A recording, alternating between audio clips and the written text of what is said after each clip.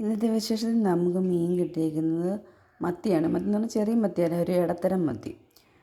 അത് ഞാൻ തക്കാളിക്കയും ഇച്ചിരി പുളിയും മാങ്ങ എല്ലാം കൂടി ഇട്ടിട്ട് ഇന്ന് ചാറ് വെച്ചിട്ടുണ്ട്. വലിയ ടേസ്റ്റൊന്നും ഇല്ല, എന്തും മീനാണ്, മരം പോലെ ഇരിക്കുമായിരുന്നു.